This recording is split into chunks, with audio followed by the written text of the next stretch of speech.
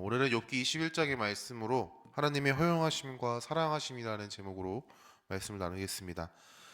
말씀을 예수님을 믿고 말씀의 인도하심을 따라 살다 보면 우리는 이러한 질문을 던지게 됩니다. 하나님을 모르고 사는 사람은 더 잘 되는 것 같은데 왜 하나님을 믿는 나는 더 힘든가라는 질문 말이죠. 우리는 하나님을 모르고 하나님을 대적하고 하나님을 멸시하는 사람들이 잘됨과 나의 현실을 비교하며 바라볼 때 이러한 질문을 던지는 것이죠. 이러한 질문을 던지는 것은 그저 믿음이 없는 믿음 없음으로만 치부해야 하는 걸까요? 오히려 하나님을 진지하게 믿는 성도일수록 이러한 질문에 해답을 구하려고 하나님께 묻고는 합니다. 오늘 말씀에서 악인의 형통함에 대한 이러한 아이러니한 상황을 이야기하고 있습니다. 악인이 장수하고 악인이 강하고 악인의 집이 평안하고 죽음조차 편안해 보이는 현실을 마주하면서 욥은 혼란스러운 감정을 드러내고 있습니다. 그런데 욥은 단순히 이러한 세상은 불공평하다, 하나님이 이해되지 않는다, 우리의 믿음은 실패인 것은 아닌가라고 이야기하려는 것은 아닙니다. 오늘 말씀은 하나님의 허용하심이 이해되지 않을 때에도 하나님은 여전히 자기 백성을 사랑하신다라는 사실을 성도에게 가르쳐주고 있습니다. 하나님의 백성, 성도의 고난 가운데 고통당하신 예수 그리스도를 선명하게 드러내고 있는 것이죠. 오늘 말씀을 통해서 허락하신 은혜를 함께 누리기를 소망합니다. 오늘 말씀은 욥이 대답하여 이르되라고 시작합니다. 욥기 20장에는 욥의 친구인 나아마 사람 소발의 말이 기록되어 있습니다. 오늘 말씀은 소발의 말에 대한 욥의 답변을 기록하고 있는 말씀이죠. 욥의 친구들이 단순한 인과응보, 원인과 결과가 대응되어 결국 자신이 한 일의 대가를 받는다라는 논리를 반박하며 이야기합니다. 욥의 친구들은 악인은 곧 망한다라고 이야기합니다. 그러나 욥은 너희의 논리와 다른 현실을 바라보라고 얘기하죠. 7절 말씀에는 욥이 이렇게 얘기합니다. 어찌하여 악인이 생존하고 장수하며 세력이 강하냐라고 묻습니다. 8절에는 악인의 후손이 굳게 서는 것에 대해서도 얘기하고 9절의 말씀에는 악인의 집이 평안한 것과 재산이 불어나는 것에 대해서도 이야기합니다. 마지막으로 욥은 친구들의 논리인 인과응보에 맞지 않는 현실에 대해서 이렇게 얘기합니다. 13절 말씀에 그들의 날을 행복하게 지내다가 잠깐 사이에 소홀에 내려가느니라. 이 땅에서 삶을 행복하게 살다가 평안하게 죽는 것처럼 보인다라고 얘기하는 것이죠. 욥은 지금 악인의 형통한 모습을 바라보며 부러워하는 것이 아닙니다.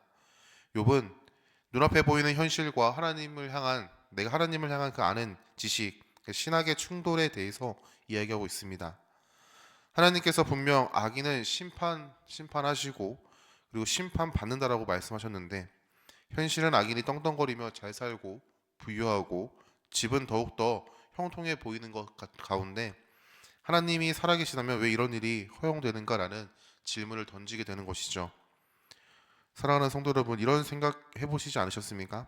하나님을 알고 하나님을 예배하고 하나님의 사랑을 분명하게 누리고 하나님의 말씀을 따라 살아가는 나의 삶이 하나님을 모르고 하나님을 대적하고 말씀에 순종하는 것을 멸시하고 그리고 하나님을 따라 살아가는 사람들을 비난하고 조롱하는 그 사람들의 삶과 비교했을 때 내 삶이 너무나도 초라해 보이고 그들이 너무나도 대단해 보일 때 우리는 우리의 마음 가운데 하나님의 말씀에 대한 의문이 생깁니다.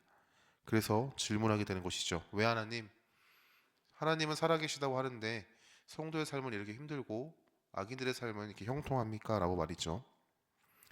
이러한 질문은 우리의 마음 가운데 믿음이 없는 불신에 대한 반응이 아닙니다. 이러한 질문은 우리의 불신의 반응이 아니라 이해되지 않는 하나님의 섭리, 하나님의 선하심과 하나님의 공의하심 앞에서 나오는 우리의 탄식인 것이죠. 하나님은 때로 우리가 당장 설명할 수 없는 일들을 허용하시고는 합니다. 악인의 형통함을 허용하시고 악인의 눈물을 허용하시고 의인의 눈물을 허용하시고 풀리지 않는 억울함과 끝이 보이지 않는 고통과 슬픔을 하나님은 허용하십니다. 이러한 허용하심 앞에 우리의 이성적인 판단은 무너지고 우리의 믿음은 흔들리기도 하죠. 제가 예수님을 믿게 된 후 저희 가정의 형편은 점점 내리막을 걷게 되었습니다.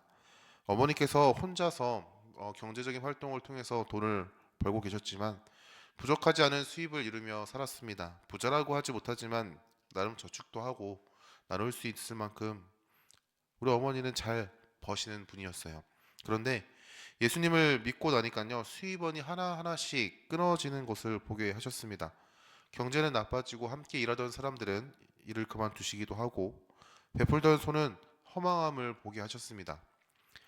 예수님의 사랑을 실제적으로 누리고 그 사랑 안에서 말씀 앞에 순종하며 살아갔던 삶이었는데 하나님의 말씀에 의문을 던지게 되는 시간들이었던 것 같아요. 하나님, 이게 맞습니까? 라고 말이죠. 그 순간 믿음 없음이 아니요. 그 순간은 믿음이 없었던 게 아니라 하나님의 섭리를 진지하게 붙들게 하는 시간이었던 것 같습니다. 사랑하는 성도 여러분, 하나님은 우리가 이해할 수 없는 상황을 허용하신다라는 것을요, 우리 인정해야 합니다. 이해되지 않는 현실 앞에 하나님께 질문해야 합니다. 하나님께 따져 묻는 것과 같은 질문은 우리의 믿음 없음이 아니라 믿음으로 드리는 하나님을 향한 우리의 어쩌면 처절한 외침입니다. 억지로 괜찮은 척하지 마십시오. 욥처럼 정직하게 하나님께 물을 수 있길 소망합니다. 그러나 하나님께 따져 묻는 질문을 던지는 가운데도 하나님의 선하심을 붙드는 여러분이 될 수 있기를 소망합니다. 설명되지 않는 허용하심이 있다고 해서 하나님의 사랑까지 사라지는 것은 아니기 때문이죠. 그 사랑을 기억하고 붙드시기를 소망합니다. 아기는 형통해 보이고요. 아기는 더욱더 잘 사는 것만 같습니다. 아기는 세상 누구보다 부러워할 만한 존재처럼 보이죠. 그러나 욥은 그들의 실상에 대해서 이렇게 얘기합니다. 오늘 말씀 14절 말씀에 그러할지라도 그들은 하나님께 말하기를 우리를 떠나소서 우리가 주의 도리 알기를 바라지 아니하나이다 라고 말이죠. 악인들은 하나님이 우리에게서 떠나달라고 고백합니다. 악인은 하나님을 알기 원하지 않습니다. 하나님의 뜻을 구하지도 않고 원하지도 않고 따르지도 않습니다. 오히려 싫어하고 대적하고 하나님 찾기를 하지 않는 것이죠. 15절 말씀에는요, 하나님을 향하여 비아냥거리는 모습도 보이기도 합니다. 그들의 모습은 겉으로 평안해 보이고 부유해 보이고 부러워 보이지만 실상은 하나님 없는 삶임을 깨닫게 합니다. 이들의 삶은 복되어 보이지만 실상은 복된 삶이 아닌 것이죠. 성경은 참된 복의 소유는 우리의 부유함이나 건강함이나 위대함이 아니라 하나님과의 관계 안에서 주어진다라고 얘기합니다. 아기는 많은 것을 가졌지만 많은 것을 누리고 많은 것이 형통해 보이지만 정작 그들의 실상은 하나님을 잃은 자였고 하나님을 모르는 자였고 하나님이 떠났던 자였음을 보게 합니다. 욥은요 많은 것을 잃었지만 하나님께 질문하고 하나님을 붙드는 사람이라는 사실을 대조적으로 보여주고 있어요. 하나님의 사랑은 언제나 우리의 삶의 형통함으로만 증명되지 않습니다. 내가 물질적으로 풍족한 삶을 산다고 해서 하나님의 사랑이 많이 부어지는 것도 아니고 건강하다고 해서 하나님의 사랑을 많이 받는 것도 아닙니다. 오히려 내가 돈이 없고 건강을 잃고 사람과의 관계 가운데 허우적거리는 삶 가운데서도 하나님을 붙들고 있다면 그 사랑 안에서 하나님께 간구하고 있다면 때로는 따지듯이 하나님께 기도하고 있다면 우리는 여전히 하나님의 사랑을 받고 있습니다라고 이야기할 수 있습니다. 그 이유는 우리가 하나님을 붙드는 것이 아니라 하나님이 우리를 붙드시는 것이기 때문이죠. 누가복음 15장의 말씀에는 탕자의 비유가 나옵니다. 둘째 아들은 아버지의 상속분을 받아서 이웃 나라에 가서 허랑방탕하게 자기가 받은 모든 소유를 허비하였습니다. 둘째 아들의 삶은 남부럽지 않은 삶이고 어쩌면 멋진 삶처럼 보입니다. 그러나 아버지를 떠난 삶의 최후는 어떠합니까? 돼지가 먹는 그 열매마저도 탐하는 고난 가운데 던져진 삶이었습니다. 둘째 아들은 고난 가운데 아버지를 생각합니다. 그리고 아버지 집으로 향하여 나아갔죠. 둘째 아들은 아버지를 만났을 때 자기가 아버지의 사랑 안에 있음을 깨닫게 됩니다. 그리고 그 사랑 안에서 자기의 신분과 그리고 자기의 정체성을 회복하게 되었습니다. 여러분, 우리가 하나님의 사랑을 누리고 있다는 것은 눈앞에 보이는 우리의 상황이나 현실로 인함이 아님을 기억할 수 있길 소망합니다. 만약 그렇다면 많은 성도는 하나님의 사랑을 받지 못한다라고도 얘기할 수 있습니다. 우리가 부유하고 건강하고 남들에게 인정받는 삶을 산다고 할지라도 하나님과의 관계가 무너졌다면 우리는 사랑이 아닌 우상의 지배 가운데 허우적거리는 삶일 수도 있습니다. 그러나 반대로 세상의 기준에 가난하고 건강을 잃었다고 할지라도 우리가 하나님을 찾고 하나님을 부르짖는다면 우리는 여전히 하나님의 사랑을 누리는 자녀임을 기억할 수 있길 소망합니다. 오늘의 삶이 힘들다고 나를 덜 사랑하신다라고 결론 내리지 마십시오. 하나님의 사랑의 기준은 내 삶의 형통이 아니라 하나님이 나를 자기에게로 이끄시는가에 있음을 기억할 수 있길 소망합니다. 그렇다면 그 사랑을 우리는 어떻게 확신할 수 있을까라는 질문을 던지게 됩니다. 또한 하나님의 허용하심을 어떻게 수용할 수 있을까라는 질문을 던지게 되죠. 욥기 21장에는 이 질문에 대한 답을 이야기하지 않습니다. 하지만 욥기 전체에서 악인의 형통과 의인의 고통에 대한 문제에 대한 답은요, 하나님 앞에 주어집니다. 이와 같이 하나님의 사랑하심과 허용하심에 대한 답은 예수 그리스도 안에서 밝히 드러납니다. 세상에서 가장 의로우신 분이 고난을 받으셨습니다.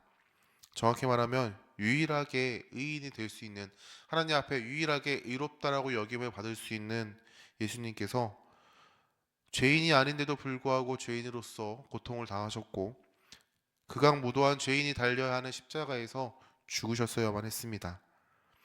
사람의 눈으로 보면 가장 불합리한 하나님의 허용하심이죠. 그러나 그 십자가는 하나님의 사랑을 가장 선명하고 가장 극적으로 확장시키는 자리였습니다. 하나님은 자기 아들에게 고난을 허용하셨죠. 그러나 그 허용하심은 죄인을 구원하시기 위한 허용하심이었습니다. 우리는 하나님의 허용하신 사랑 가운데 구원받은 성도입니다. 은혜로 구원받은 성도는 고백할 수 있습니다. 내가 이해할 수 없는 고난 가운데 있을지라도 하나님의 사랑은 결코 변하지 않습니다. 라고 말이죠. 십자가는 이러한 이해할 수 없는 하나님의 허용하심과 형언할 수 없는 하나님의 사랑을 보여주는 자리입니다. 하나님의 허용하심과 하나님의 사랑은 그리스도 안에서 밝히 드러난 것이죠. 성도는 그리스도 안에서 악인의 형통함에 통곡하고 부러워하며 그것을 따라가야 하는가에 대한 갈팡질팡한 삶을 살지 않습니다. 그 이유는 예수 그리스도 안에서 참된 소망을 받았고 지금의 삶이 인생의 끝이 아님을 알고 믿기에 오히려 소망을 붙들고 하나님의 사랑 안에서 그 사랑을 누리며 나아가죠. 앞에 저희 가정에 재정적인 어려움이 찾아왔다라는 것을 말씀드렸습니다. 이전에 제가 대학원을 다닐 때 아르바이트를 하며 저의 삶의 재정적인 책임을 제가 스스로 책임졌어야만 했습니다. 생활비를 충당하기 위해서 편의점 아르바이트를 했고 학비를 충당하기 위해서 8개월이라는 시간 동안 하루도 빠짐없이 매일 새벽에 아르바이트를 했어야만 했습니다. 이러한 삶이 반복될 때면 하나님의 사랑을 당연히 의심하게 되더라고요. 그리고 나보다 잘난 친구들, 예수님을 모르지만 돈도 많이 벌고 좋은 사람을 만나고 즐거워하는 삶을 바라보며 하나님 이게 정말 맞습니까? 라는 질문을 던지고는 했습니다. 그러나 하나님은 저의 질문에 항상 이렇게 깨닫게 하셨습니다. 제가 예수님을 처음 만났을 때의 그 감격을 다시 한번 깨닫게 하셨죠. 하나님 앞에 쓰레기 같은 죄인임을 깨달아서 눈물만 흘리고 있었을 그때 어떠한 따스함보다도 나에게 다가와 그 따스함으로 나를 안아주셨던 그 하나님의 사랑을 매일매일 깨닫게 하셨습니다.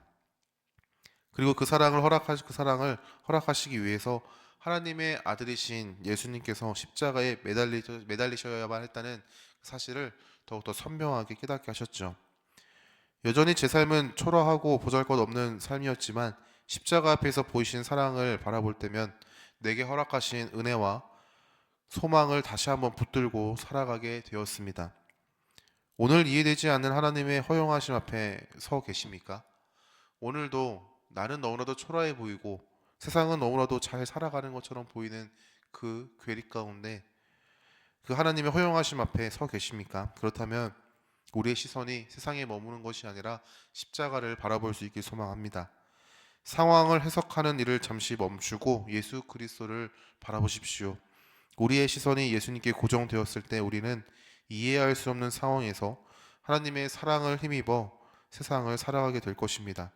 그리고 이해할 수 없는 하나님의 도우심과 돌보심을 바라보는 시간이 될 줄 믿습니다. 말씀을 맺겠습니다. 욥은 정직하게 하나님께 묻습니다. 왜 악인은 형통하고 왜 의인은 고통을 당합니까? 라고 말이죠. 이 말은 예수 믿는 자들은 왜 이렇게 힘들게 살아가고 예수님을 부정하고 대적하고 때로는 조롱하는 저 사람들은 왜 이렇게 세상에서 떵떵거리며 잘 살고 있습니까? 라는 질문처럼 들려옵니다. 이 질문은 믿음 없음이 아님을 기억할 수 있길 소망합니다. 오히려 믿음으로 하나님을 붙드는 발버둥입니다. 하나님은 이해할 수 없는 상황을 허용하십니다. 그러나 그 허용하심 가운데 이해할 수 없는 사랑을 부어주십니다.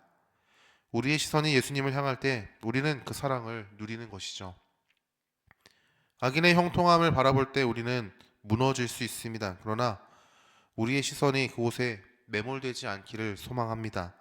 우리의 시선을 돌려 예수님을 바라볼 수 있기를 소망합니다. 삶의 고난으로 인해 하나님의 완전하신 사랑을 여러분 의심하시지 마십시오. 삶 가운데 찾아오는 세상과의 괴리 가운데 하나님은 없다. 하나님은 나를 위해서 일하시지 않는다. 하나님은 자기 백성을 버리신다라고 그 하나님의 사랑을 오해하지 않기를 소망합니다. 의심하지 않으시기를 소망합니다. 오늘도 우리는 그 사랑 안에 살아가는 여전히 하나님의 자녀인 줄 믿습니다. 그 사랑을 누리며 오늘 하루를 살아낼 수 있는 우리 더시티 사랑의 교회 성도님들 될 수 있기를 예수님의 이름으로 축원합니다.